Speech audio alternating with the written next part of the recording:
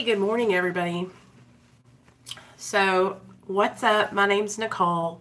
I'm a recovering poly addict, and this is my channel. Here on my channel, we talk about all kinds of things. We talk about drug addiction. We talk about recovery. We talk about stress. We talk about anxiety, depression. We talk about life. That's what we do here on my channel. We talk about life and what we do to make it through our days. Some of us struggle extra more than the others, and it's just a channel for you to come to if you're struggling, or if you just want to hang out with other people who are like you, like-minded people. So I try to keep it positive over here, but some days you might see me come on here in a tangent. You know, I've got days too where I have shitty days or whatever, but I wanted to jump on this morning because I was on YouTube, scrolling through the interwaves, and I was seeing a lot of videos that were talking about how to get up in the morning and get yourself motivated. And for the longest time, especially when I was in my addiction, I struggled with waking up in the morning, because in the morning times, I almost had this sense of dread, oh my God, I don't have drugs for tomorrow and I have to wake up, and if any of you guys are addicts like me, hey George, if any of you guys are addicts like me, then you probably know what I'm talking about. That's that doom and gloom that when you wake up, you're not going to have your fix, because of course we did it all the night before. Well, now that I'm in recovery, I do wake up in the morning, every morning at 6, and I take my medication, my antidepressants, which I take Lexapro and Wellbutrin. And I try to wait until later on in the day before I take my medically assisted treatment. I just took half of my medically assisted treatment 15 minutes ago. Hey, Jen. And so that kind of helps me to get... I don't know, it didn't help me get my Wellbutrin. I feel like it helps with my energy levels, but I don't feel it. You know what I mean? I don't feel. Well, Jan, then don't watch me. I don't want you to get in trouble by your mom, okay, girl? But we love you anyway over here, all right?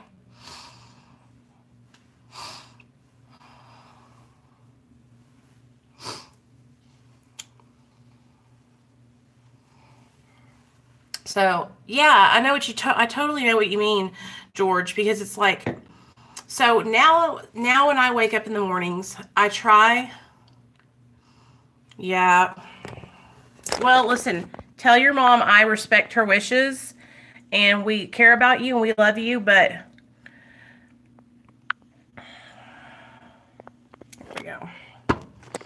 Jen, listen to me, okay? We love you, girl, and we want you to be okay, but you're 18, and this is not a channel where I think that your mom, and I don't want to disrespect your mother, because I understand I have a child too, and this channel is more of a grown-up channel, but you and me, you can message me anytime on Instagram, and we can talk one-on-one, okay? I just don't want to disrespect your mom. Hey, Julie. I miss you so much. Hey, Byron. Hey, guys. Hey, Tabitha. Good morning. So waking up in the morning for a long time used to be really hard for me. I didn't want to wake up because I almost felt like I didn't have any reason to wake up. No purpose. Do you know what I'm saying? And okay, for instance, today I'm staying at home because Nate's not feeling well. He's got a little cough and some congestion. So I'm staying at home with him to make sure that, I just make sure he has his medicine and all that kind of stuff. And normally, I will maybe lazy around in bed for a little while and just kind of, creep around to getting ready that's when I don't have to work. Now, when I work, it's a different story. When I have to work, you guys, I'm up and at 'em in the mornings. I have my alarm set for 6 a.m. and I get up and I'm ready to go. But that light is really bright, huh? There we go. I'm sitting on the ground. I don't know why. I have a couch right here. Let me go sit on my couch. I'm such a nerd. Okay. We'll sit by the dog. We'll sit by Gizmo. Because she's, of course, on the couch, too. Okay, Gizzy. Y'all, this dog. I try my hardest to keep this house as clean as I can. And vacuum. I'm vacuuming all day long, all the time with these dogs and their damn hair. Thank God I'm not allergic to dog hair. Okay, so here's the deal. I used to really dread... Oh, that tree in the background looks so nice. I used to really dread getting up in the mornings because, like, I was in my addiction and I didn't have, you know, a way to, like, make myself feel better. But now that I'm sober, when I wake up, like, I'm ready for the day. I look forward to a new day as, like, a new start. And I don't know if you guys struggle with, like, not feeling like that. But, like, this morning, I didn't really want to get up. Like, I felt that kind of, like, ugh, feeling, you know? And I thought, you know what? Let me get up, let me make a video, and let me go live so I can talk to everybody. Because... Oh, when I come on here and I talk to you guys, it really does help me with my, like, how I'm feeling. You know what I mean? So, if you guys are struggling with getting up in the morning, hey, Captain, and, like, just getting yourself motivated, a lot of the things that I do in my mind are what helped me prepare for the day. Like, I try to think, okay, today is a new day. Today is a new start. It's something where I can start fresh. Today is just a new, fresh slate. Hey, Dry Mouth, are you doing okay? I haven't heard from you lately. Let me know what's going on. Go ahead, tell us all where you've been, man. I haven't even seen you on Reddit. I've been thinking about you. So, I try to just get up and, like, I try to, like, it's almost like forcing myself to have a good attitude. You know what I mean? Like, even if I don't feel like I want to be in a good mood. Do y'all understand what I'm saying? And I know that's probably, like, maybe some people can't do that, but I can make myself get up and push myself through. You know what I mean? So... that's what I've been doing a lot lately, because in the mornings here when it's cold. Okay, good deal. That makes me happy. All right, so you're doing okay? How's it was Vyvanse, right? Have you stayed off of it, or if you kind of fell back? And there's nothing to be ashamed of. Like, we all struggle, you know? Fucking Wonderful just came on, y'all. She's going live right now. Positive thoughts and praying for help, for me help. Julie. Okay, good job. I'm proud of you. Okay, I remember you.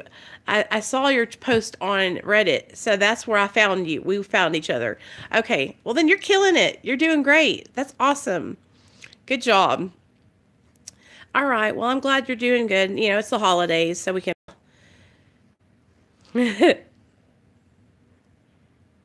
Oh, it is always something. You know what, you guys? With us addicts, it's so easy to, like, trade addictions. I don't smoke hash, but I sure like to eat. And just like with my addiction, like, y'all know that, like, this YouTube situation, it can almost be like an addiction too. That's why I've been trying to limit myself to, like, one live stream a day. But don't worry. I'm going to do my live stream this afternoon like I always do. But when I do, like, I was doing, like, fucking 5 videos a day. And it's like, Nicole, come on. You know, you have to be present in your everyday life, you know.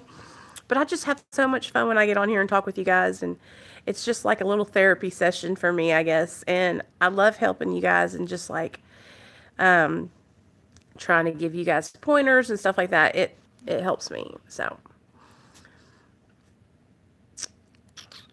you know, I hope Jen knows that, like, I didn't block her or take her off here to be hateful. Like, if her mom not to come over here and watch the channel, I don't want to disrespect her mom because she's only 18, you guys.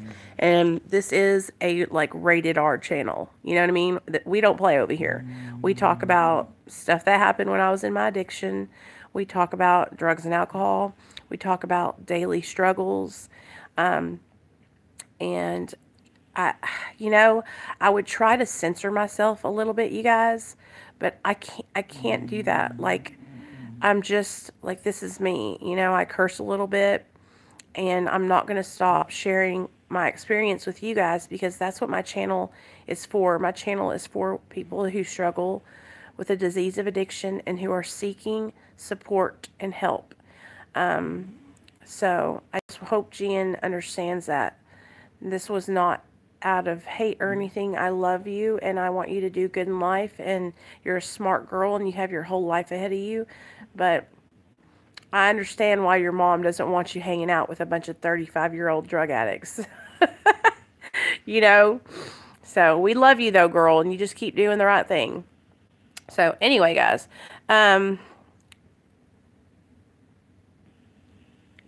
life is good today. You know what I mean?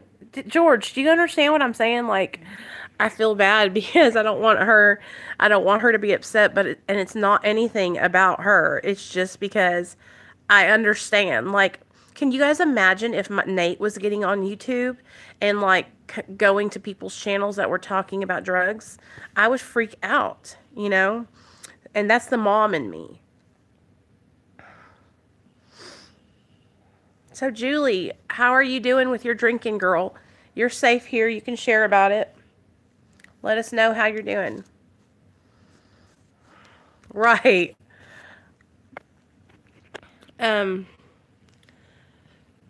It's just, I don't want to give anyone ideas, you know what I'm saying? Especially if they're younger. Because I know when I was younger, y'all, that's how my addiction started. So I don't know if a lot of you guys understand. Like, my addiction started when I was about 17 years old. And I was in high school and I started dating this guy who smoked pot, right? Which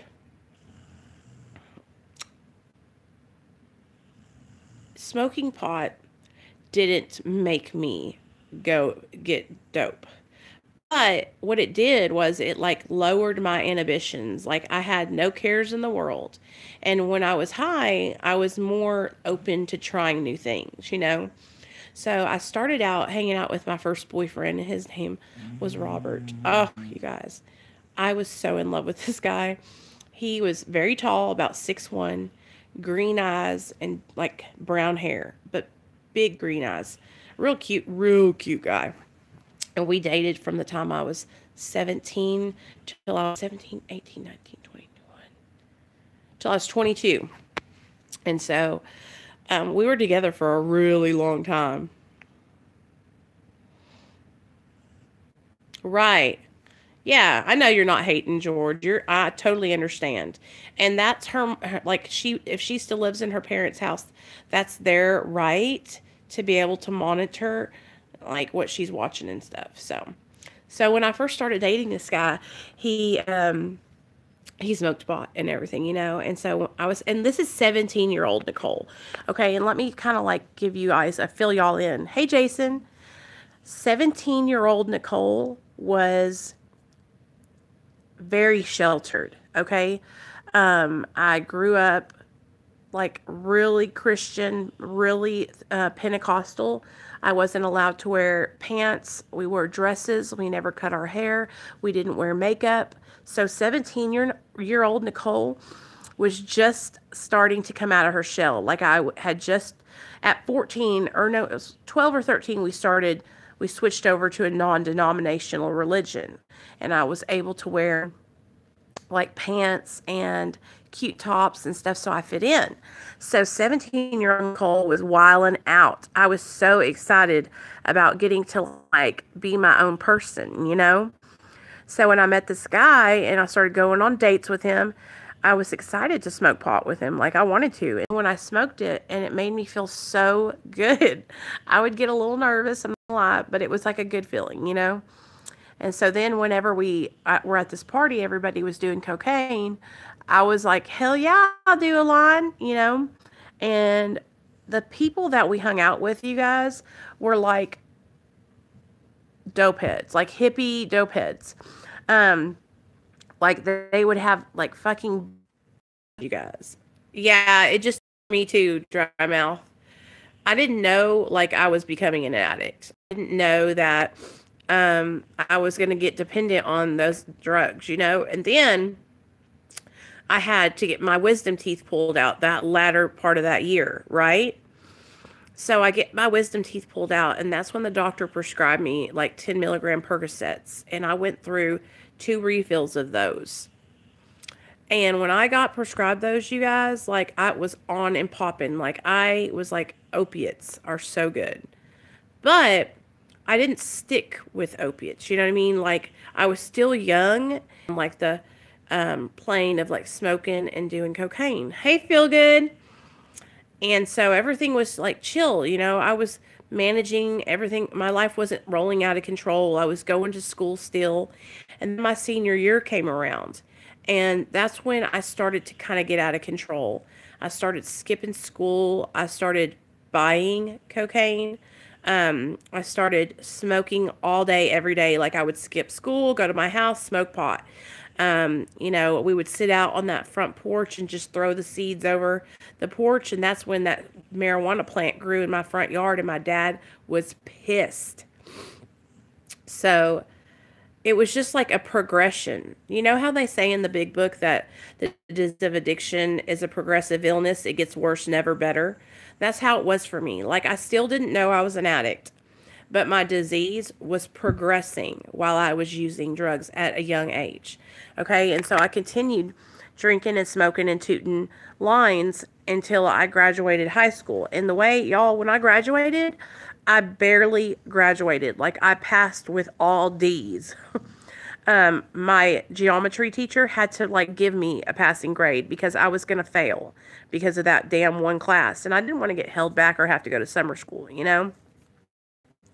But I wasn't failing high school because I wasn't smart. I was failing high school because I wasn't doing the work. I wasn't showing up and I was staying high. So that's why I was failing. On graduation day, me and my friend Nikki went out and partied so hard that night. And that's when opiates and methamphetamines came into my life at graduation. So I'm out of high school and I got a job. I was working for JCPenney, you guys, and I was in the cosmetic department. I was like a makeup artist. I would do people's makeup. I would do makeovers. I would like match you for your foundation. It was just so much fun. Like I loved doing it. One time this lady came in and she had like a Hawaiian tropics competition, bikini contest. And so she came in to get her makeup done. And I say lady because I was like 18. She was probably 25, you know, 26, maybe 30. And so I did her makeup and she came back and tipped me $50 because she won. And I was like, hell yeah. So I wasn't like trained by a school, but I self-trained, you know, makeup artist. And then they gave me classes at JCPenney. But I didn't ever get like a certificate from makeup school like these other people do, cosmetologists and stuff like that.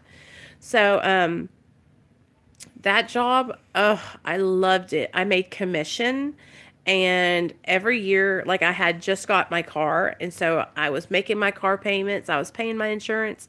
I was paying my parents' rent because I was still living at their house, and I was getting high on my own supply. So JCPenney was a good woman. It was a good job. And I had lots of fun just like doing people's makeup, and I had like really awesome coworkers who were like, all of our interests were like in makeup and stuff, you know. So when I started working there is when I found out what Oxycontin was, because my friend Nikki was addicted to shooting oxys when we were working for JCPenney right after graduation. She started dating this guy named Goober, who was an IV Oxycontin addict. And so she started shooting Oxycontins.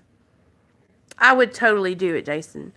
And so what happened was she worked in catalog and I worked in the cosmetology department, the makeup part of the JCPenney. And she was shooting oxys and it was so bad. Like she would be falling asleep behind the counter, nodding out. Hey, Max. And so she was my best friend and I loved her so much, you guys. And you all have to remember, like I didn't start shooting until I was like 25.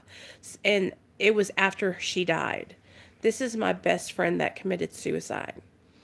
So here she is, like, she's trying to manage life. She's trying to shoot oxys and shoot meth to stay awake, shoot oxys to go to sleep. And she was spiraling down hill quick, fast, and in a hurry. And I left that job and remember me and Robert had broke up and I met LD. And that's like when my whole addiction really when I met LD and we started dating, that's when my addiction just took total control of my life. And my whole life then turned into me working at the revenue office and getting money to buy drugs. Like that's what my life was. And that's what it was ever since then. Like from the time I was like 24, 23, like straight up in my addiction for like, that's what my life was. It was not about buying new clothes. It wasn't about buying nice things for my house. It was about getting paid on Friday and paying for my dope. You know what I mean? Paying for all my pills because I was addicted to opiates and meth. So it was just progressive, you know, like it started out in the beginning, just partying, just hanging out with friends, just doing the thug fizzle, you know. And then it turned into this beast that I could not control. And I lost so many friends. You know, my friend Nikki shot and killed herself because she was so depressed. She couldn't stop doing dope, you know. She couldn't stop shooting pills. And when she killed herself, I remember thinking, like, what am I going to do? She was my best friend. I cried my eyes out. I went to treatment after she died because I was like, I got to get help or I'm going to die. And of course, that was my first treatment center. It didn't do shit. I came out of there, got high fucking 10 days later. It was always like that. I would go into treatment for 30 days. I've been 5 times. And I would get out and I would get high. You know, it was like I would just stay sober for 30 days while I was in there. Get a little bit of fucking clean time and get myself healthy again and then go out and use. You know, and it was just like a vicious cycle over and over and over again. Until I just finally got tired, you guys. And I stopped buying pills. I was able to afford a new couch. Oh my God, Jason! That is awesome. Yeah, Julie. It's just like, but the reason I'm saying all this is to tell you guys, like, there's just comes a point, I feel like, where we all just get tired. And each person's time is different. You know what I mean? Like, my time took a little longer because I feel like because I started late. Like, I was just kind of like partying, like, in high school and stuff like that. Like, it wasn't really an addiction. You know what I mean? It was like me partying and stuff. And, it just, everybody gets to a point where they're like, you know what, I can't take this anymore. I want to make a change. And that's all, like, if you or somebody you love is struggling, that's all we can hope for is that they are going to get tired, you know? And it takes what it takes, right? And each person is different. And that's what I started to learn is like, I don't want to come on here and like preach to everybody, you know, like I just want you not to die. That's what it is. I just don't want you to die. So if you're struggling and you think like, I can't take this anymore, this is it, I've got to stop now. You know what I mean? Like you can do it. Just go to detox. That's always good. It always helps me when I go in somewhere. Yeah, it always helps me when I go in somewhere and, like, can sit for a little while and, like, slow down my thoughts and, like,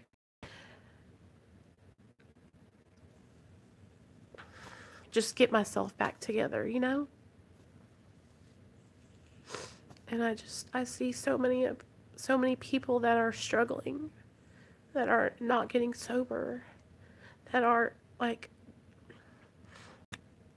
I don't know, when I think about being in my active addiction, I think about being desperate and being sad and being overwhelmed and being hating myself and thinking I wasn't ever going to get sober, you know? And I can just see myself now, in January when I start this taper, you guys are going to freaking freak out. Y'all think I'm emotional now. I'm going to be even more emotional then. And that's another thing. Like, I hear a lot of people talk about maintenance medication and that, like, they don't feel on it anymore. And I'm like, what? Like, I am a bag of crying. Like, I'm a big snot ball over here. I always feel my emotions. And I guess it's just different for everyone.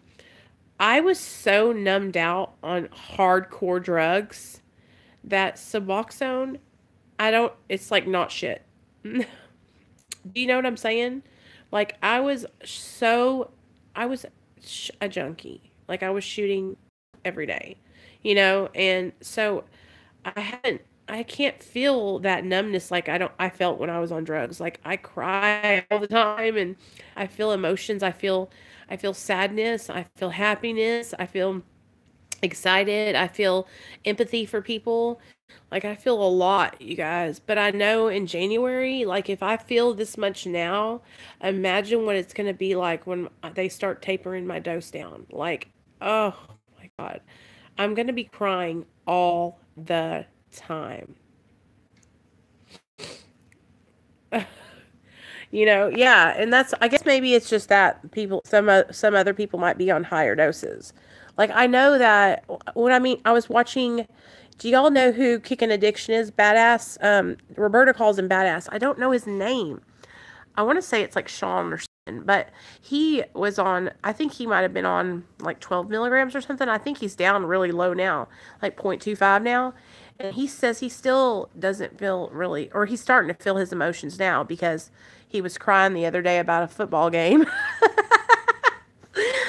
But, like, I've never not felt.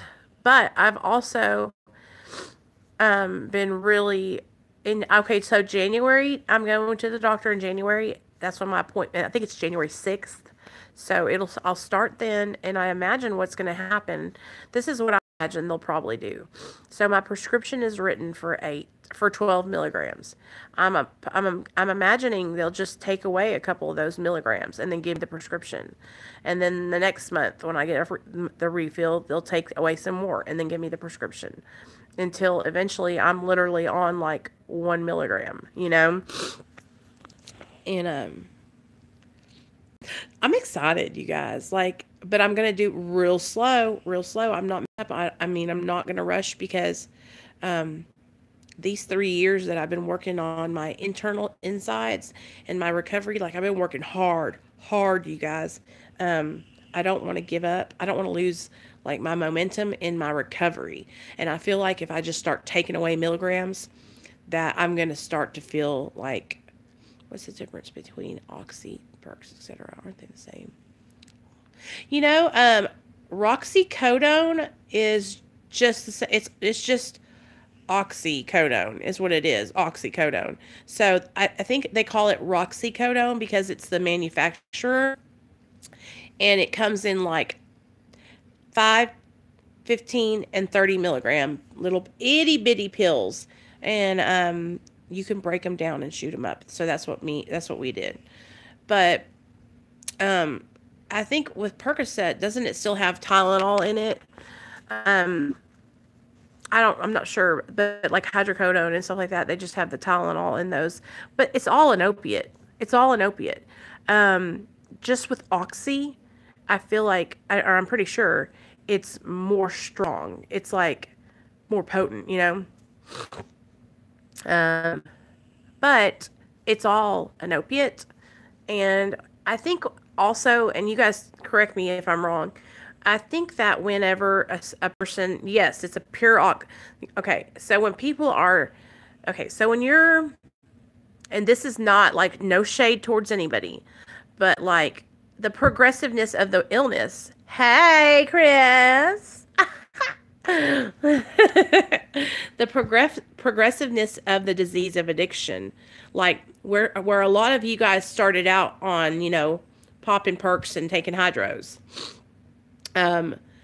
Eventually, if you hadn't gotten helped there when you were that place and hadn't gotten the help that you needed and stopped, then you would have progressed on to where I was at, you know, banging dope, shooting Roxy's methamphetamine. Like, so when people say like, oh, I never let myself get to that point, I kind of chuckle inside, because it's not about you not letting yourself. The disease of addiction will take you down through there. Right, Chris. It's not about you. It's about the grace of God, the grace of your higher power, saving that ass. Because if you keep on going on the path that you're going on, the disease of addiction progresses and progresses and progresses and progresses. You know, it'll get worse and worse and worse and worse. You're never going to go backwards. So, oh, you know what? I was shooting heroin, but today I'm never going to do that again. I'll just take hydros. It's like, no, honey, you don't want to. First of all, in your mind, that like that need and that and want for that like instant gratification, that blast high that you get when you're injecting, you're not ever going to forget that. And you're going to like incorporate that high feeling with pleasure and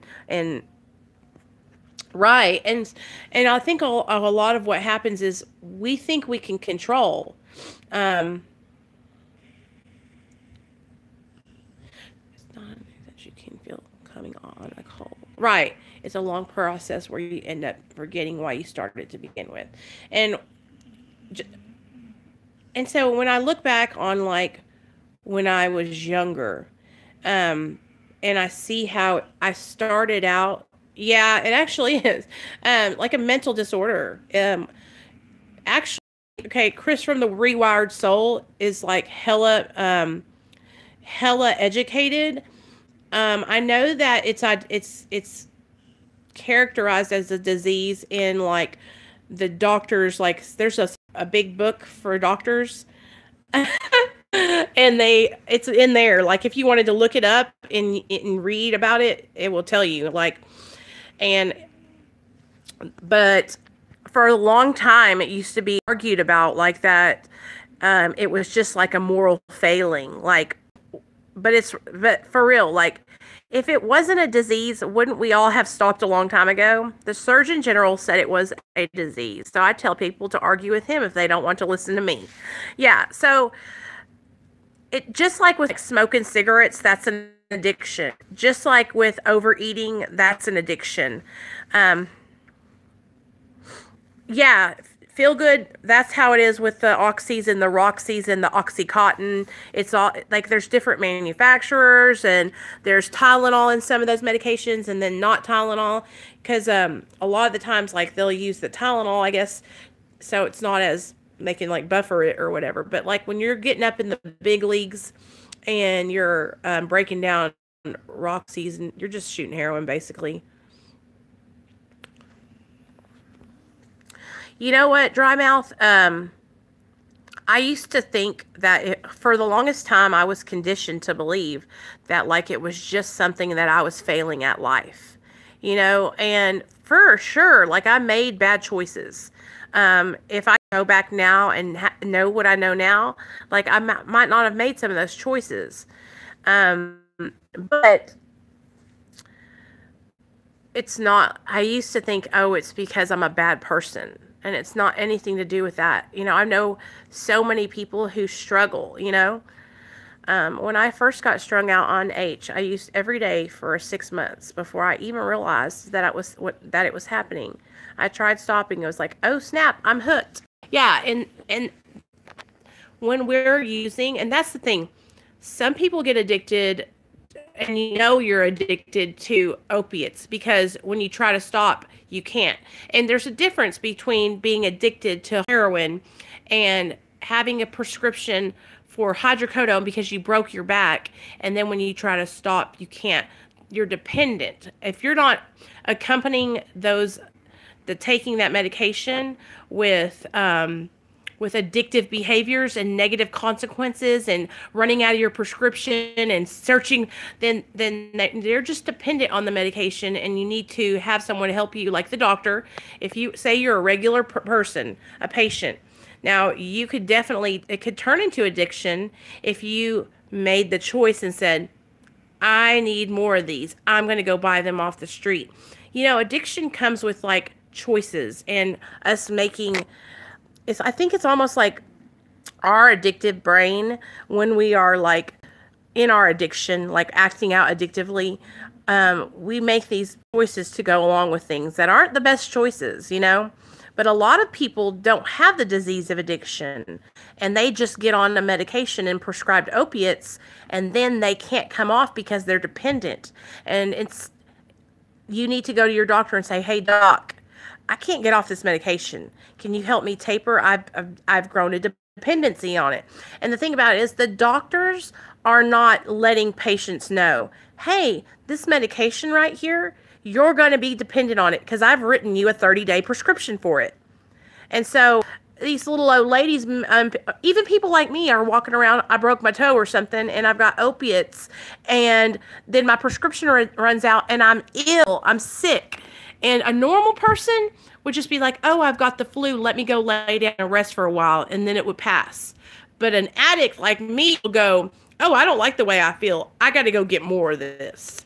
Let me go find some more, you know, and then we start searching and searching. I'm 34 days clean myself. Oh, good job, Jason. I'm so proud of you. You know, and I feel like what happens to a lot of opiate addicts is we start out not realizing like what we're getting ourselves into, you know? And it's for me with opiates, I knew the minute I took them that I wanted to continue taking them for the rest of my life until I died. I loved them. You know, that time I got prescribed Percocet when I was on my throat, my teeth. I got my teeth pulled out. I knew right then that I had found the magic medication, you know, and I felt it in my, like, I was like, I'm love, don't ever leave my side, opiates. And I carried on like that, you know, but I was already starting to act out in my addictiveness, you know, and from a young age, like even when I was younger, you guys, like I would always incorporate like eating in an addictive way, like my dad is a bodybuilder. And so when we were growing up, we were younger, he was always working out and like doing workouts, and he was so, you guys, I'm not even lying to you, my dad literally looks like ask Julie. Okay, like y'all in the morning, and when he would come home, he would tell us, you know, hey, are y'all you girls need to make sure that you stay in shape, because you know ain't no man gonna want no ugly wife. You know, and my dad is such a character, and he meant that from the heart, from his heart. Like he wanted us to be in shape and look good, right? And now he's amazing. Like he's so supportive, and I think that like training when I was younger, that like almost to look at myself in the mirror and think, okay, well, I'm not perfect yet. That started for me real young, because I would see my dad. I know, right? I would see my dad doing it. You know, I would see my dad looking at himself and not thinking that his weight was in check yet, or not thinking that his arms were buff enough. And like, y'all, my dad was a fucking beast, like in shape. And so I would see him and I would think, I'm not good enough yet. I'm not good enough yet. And that, I don't think that was anything that my parents did. That was not their fault. Like, I'm not blaming it on them at all. But it goes to show you, like, when we're younger, our minds are so impressionable. And this time when we're growing and we're young, it's really important time. Like with my son, I have to be really careful about how I say, like, oh, I need to lose weight or I'm fat, because my little boy listens to everything I say. And the other day he asked me if I thought he was fat. And I knew right then, I was like, no, baby, you're perfect. You know, I have to be really careful. We have to be mindful, you guys. Our kids are little sponges, and they hear everything we say. And they think when mommy or daddy says that they think, oh, well, I am too then. And so it's so difficult to balance out, like, it's hard, you guys, to balance out being on top of my recovery, being a good mom, going to work, being a great employee, trying to be a great wife, trying to keep my house clean, trying to stay on top of the laundry. Like, all these things start piling up, you know? And that's why I'm always, like, talking about mindfulness, and I'm always talking about waking up in gratitude, because if I didn't, I would be so overwhelmed that I would take the covers, throw them over my head, and never get out of the bed after a bike crash. He gave me tramadol for the pain, but I told him that I am an addict and I was still detoxing from it. Oh, wow. I'm so sorry. But that hurt so bad. Feel good. You know, and tramadol, that shit right there. Let me tell y'all a story time. Thank you for helping me. I was about to start crying some more. It is tough. It is tough. And one day at a time, you guys. Like, every day is one day at a time. But I'm telling you, the more mindful I become of what I'm saying and what I'm putting out into the world, the more I realize, like, I have so much work to do. I have so much work to do on me. I'm not even halfway there.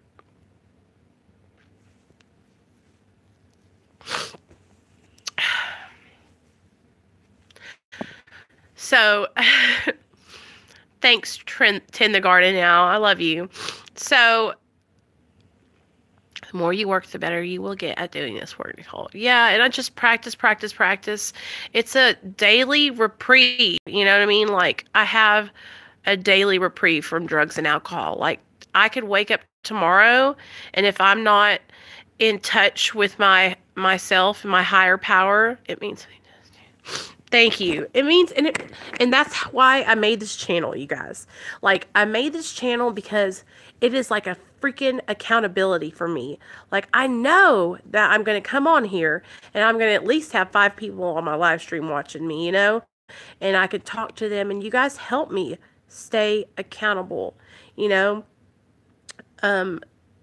Remember, you know what, you guys, when I'm like having a bad day, or I wake up and I'm like in my feelings, you know, I'm real emotional. Y'all know that. I don't think like, hey, let me go get some dope or let me go get a pill. But I'm going to tell you this. Like, I've had instances where, like, I've ran into people that have pills, and I know they do. Like, my friend Jennifer, like, I'll see her at Kroger sometimes, and I know she's got pills. I know she's got Xanax. I know, you know, and it's like, I almost feel like I have to hide from her, and I love her to death, but it's like, if she catches me on a bad day, I will fucking ask her for one of them things. You know what I'm saying? So every morning when I wake up, like, I work so hard on staying connected, like, talking to my higher power, thanking him for keeping me sober that day before, and asking him to guide me today. Like this morning, I did my prayer. I said, take my will in my life, guide me in my recovery, and show me how to live clean today, clean and serene, and I just try every day to do better than I did the day before. But let me tell you guys a story time about tramadol. That shit right there. Okay, so when me and Neil, we had this little itty bitty apartment. It was in a high rise, okay? It was like 1-bedroom efficiency. It was clean though. It was a nice little apartment. Like I had a nice little bed. I had a nice screen TV. It was just the atmosphere. Like we were using there, we would have people over smoking dope all night long. Oh yeah, I don't even know if it has opiates in it. I thought it was supposed to be non-narcotic, but anyway, here's the deal. So, but it was just the atmosphere of the apartment. Like it was basically like any place. It was like a crack house. You could come there and you could smoke, a trap house, whatever you want to call it, a flop house, and everybody would come there and get high, and we would just kick it and get fucked up, right? And so, there's ashtrays everywhere. I tried my best to make sure, like, I would dump them all the time. But y'all get the gist. Like, it was just a kicking it ass dope spot.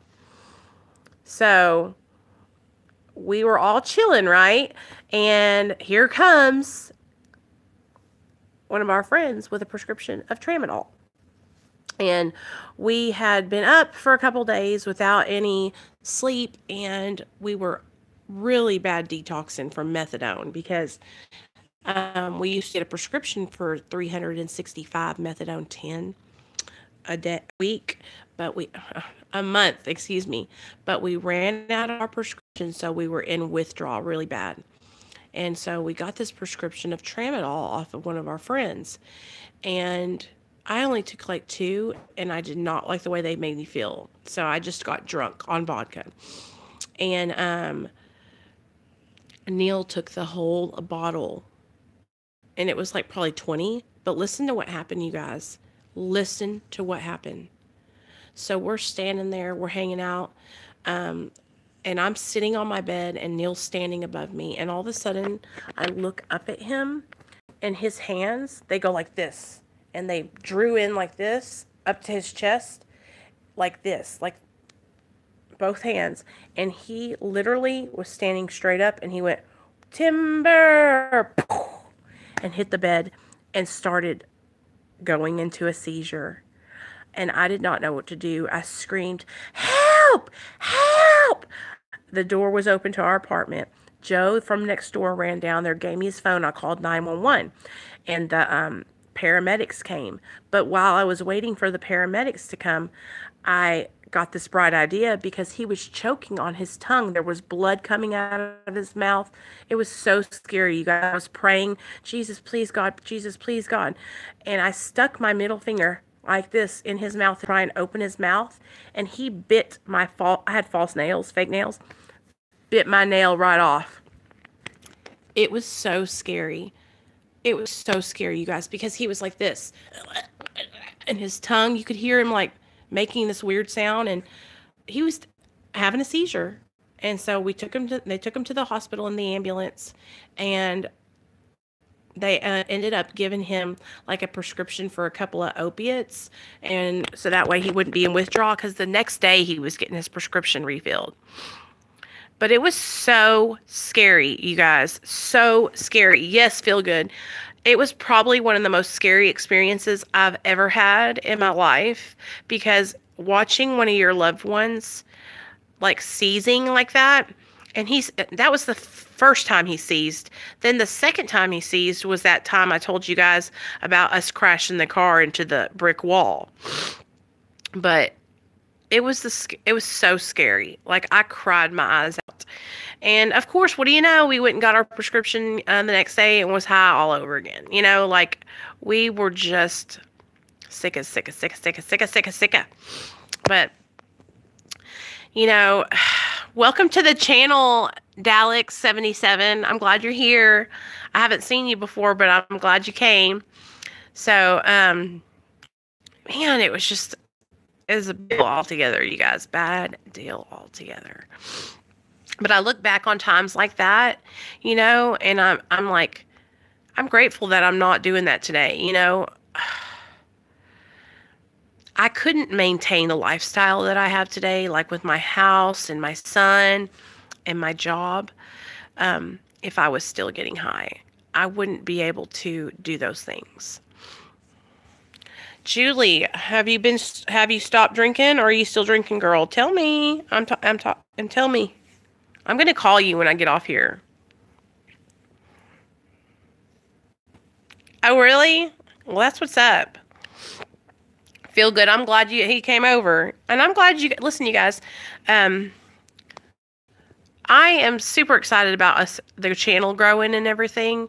And last night, Michelle, I don't know if you guys saw her in the chat, Michelle Wright, she texted me and she got 3 domain names for the website, and she's helping me design it, because she is a website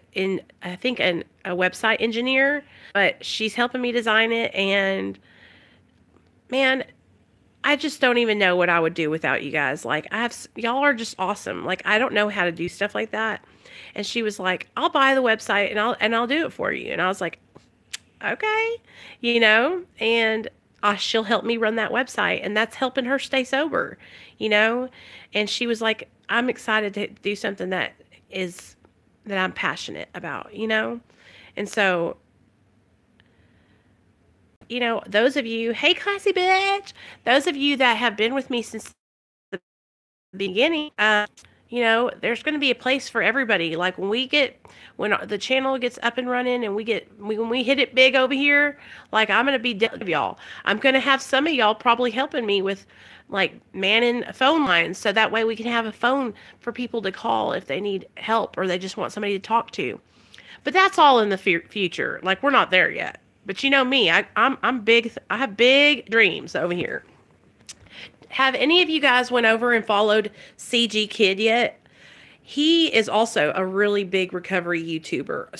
So y'all saw Chris in the comment section, the Rewired Soul.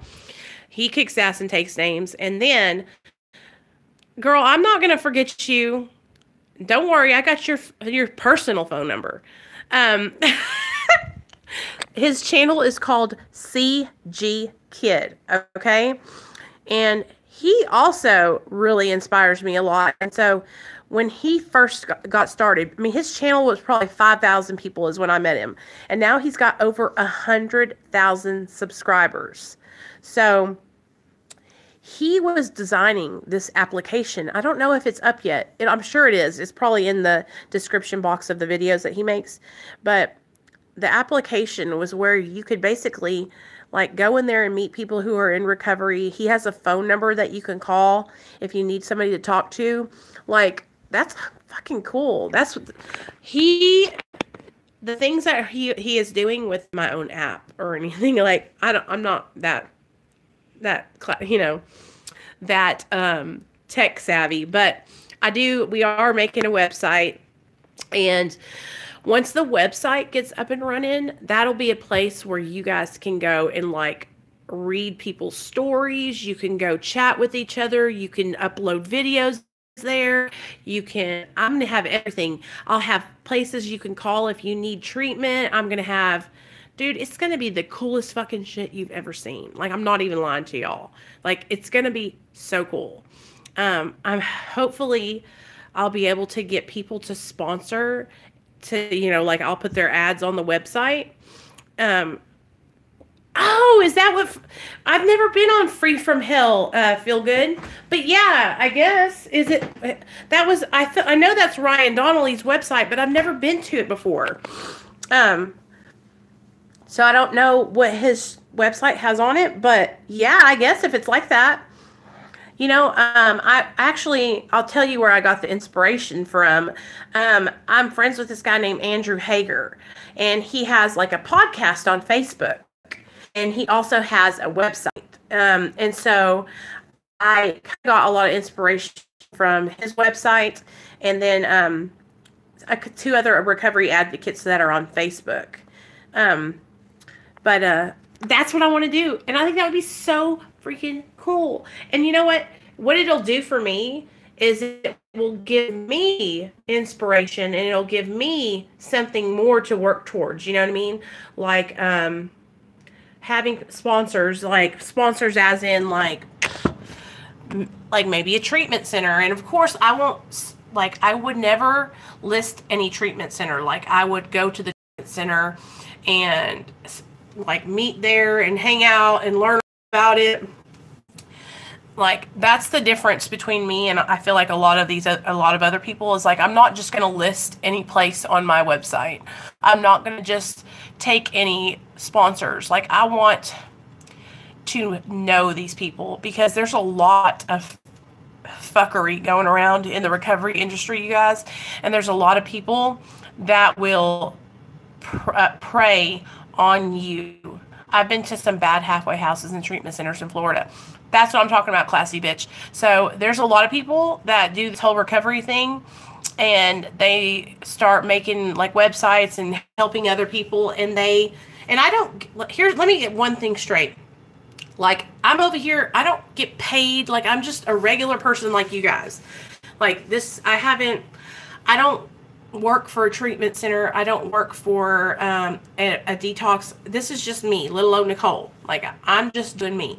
So a lot of people, what they'll do though, is they'll start doing what I'm doing, and then they will get approached by treatment centers and rehab, detoxes and stuff like that.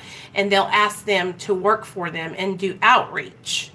And there's nothing wrong with outreach, okay? There's nothing wrong with it. There's a lot of really good people out there who do outreach and help other people. But there are some people that do it and just do it to get money, and you're just a paycheck, and they just want your insurance, you know? And so it's really, you have to be really careful, you guys. So that's why I want my website to be a place where you can come and know that whatever information you're going to get from there, or whatever resources that I'm going to have listed, are going to be resources that you can trust, resources that are not just about the money, you know, resources of people that are good, strong recovery, and that you're not just going to go there and get put in treatment and then get drugs to relapse. Do y'all know what I'm saying? Now, that happens a lot because right now, the recovery, this whole recovery thing as a drug epidemic has skyrocketed to a whole new level of money making, because now there's a market for recovery coaches and peer support specialists and treatment centers and detoxes, because there's so many people that need help. So now that means there's so many people that are trying to get money to help people. You hear what I'm saying? Now listen, getting paid to do your job and work and help others, there's nothing wrong with that. But there's a way to be transparent and a way to be honest about what you're doing. You know, if I'm going to come on here, and so say tomorrow a big treatment center calls me and says, "Hey, Nicole, we saw some of your videos. We would really like it if we could sponsor you and, you know, pay you to recommend our treatment center on your videos." You know what I'm saying? Or something like that. Or to shout us out or whatever. Like, I could, if I was just going to do it for money, I could say, okay, sure, yeah, I'll just say something about it and then take the money and run. But any information that I am giving to you guys that I'm recommending here, don't even think for that for a second. Like, I will literally have to go and do my due diligence, research, honey. And I'm not just going to take somebody on and say, oh yeah, I'll recommend your treatment center. I'm going to go there. Like, I'm going to ask other people what their experience was there. I'm going to look up reviews. I'm going to basically like do my research. I don't want to just, because what happens is when you have people that don't do their research and they're just taking on sponsorships, just like here on YouTube, and like recommending products that they don't know are truly good. And then you get the product and you're like, hey, this isn't good. This is people's lives. Like, oh, wow, I'm going to recommend you to a treatment center that basically is going to send you to the dope man's house. No, like, it's really, really important. And there's a lot of people that are corrupt, don't care. They just want the insurance. They just want the kickback. They just want the money. Like, I want to help other people, and I have a regular job, you know, and I'm going to go back to school, and I'm going to get my degree, and I'll be able to help people here where I live in my state. I'll be able to go up to the treatment center and say, hey, I have my degree in yada, yada, yada. Can I get a job here? You know what I'm saying? Like, I want to work one-on-one with people here where I live, like at the treatment center and stuff. But here on my channel, like, I want to be able to help people on a global stand. So what I'll do here is, like I said, if I find people that I like believe in, I'm always going to bring them to you guys and let y'all know. Okay, I'm always going to tell you guys, like the channels that I share on here, like CGKid, The Rewired Soul, Rockin' Roberta, those are people that I really believe in. You know, those are people that I trust, that I would, if they had a treatment center, or if they were representing one, I would go to it because I trust that they have my best interest at heart. You know what I mean? But there's a lot of people out here that are not like that. So we have to be careful and have to go into things with our guard up. But I'm just going to keep plugging away. I'm just going to, Max, I have found my passion in life. I spent 10 years of my life walking around in a drug haze, okay? I spent 10 years of my life on dope, not caring about anything, walking around fucked up. And it's like, I am on fire for wanting to do something different. You know, maybe the things that I'm talking about have already been done, but you know what? They haven't been done by me.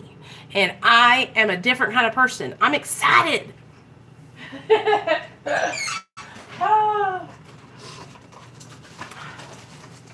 That's what I was talking about, Classy. So I don't know if you haven't been around, girl. Where you been? So I called up to the community college here where I live, or it's not a community college, it's like a university, and I'm going to get enrolled for my classes for addiction studies, so I can, you know, get certified and be able to become a counselor. You know, wouldn't that be so cool? And then I could have I would never talk about my clients on my videos now, but I can imagine, like, it would be like with you guys. I would have you guys come in my office. Hello, classy bitch. How are you doing today?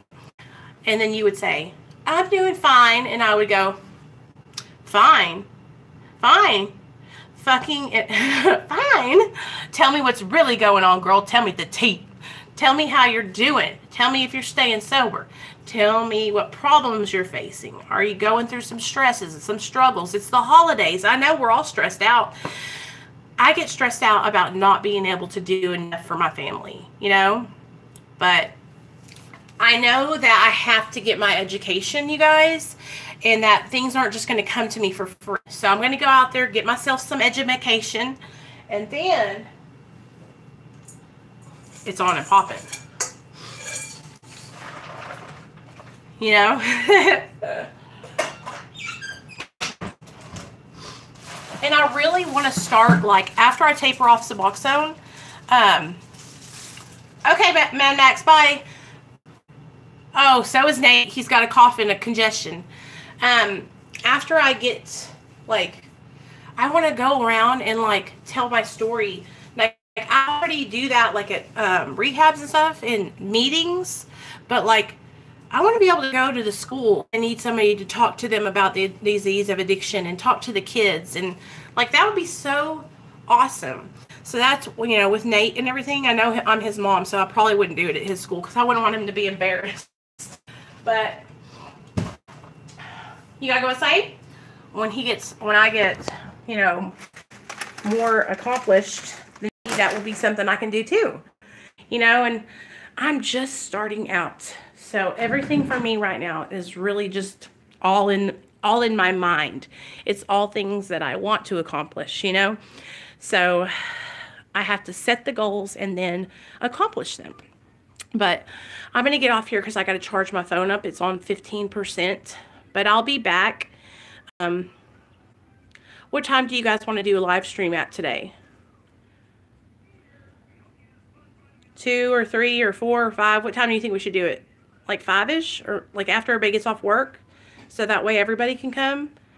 Because I know Leah is at work still, and she has been missing the live streams, and she hates that. So what I'll probably do is I'll probably do one at noon or at 2 to check in, and then we'll do another one this evening. So I hope you guys have a great day and make good choices. Remember, start your day out in gratitude. Okay, Dry Mouth, I'm excited. And you guys can help me. What we'll do on the next live stream is we'll start thinking of ideas and stuff that you guys want to see on the website, so that way I can let my website designer know. Ah! All right, bye.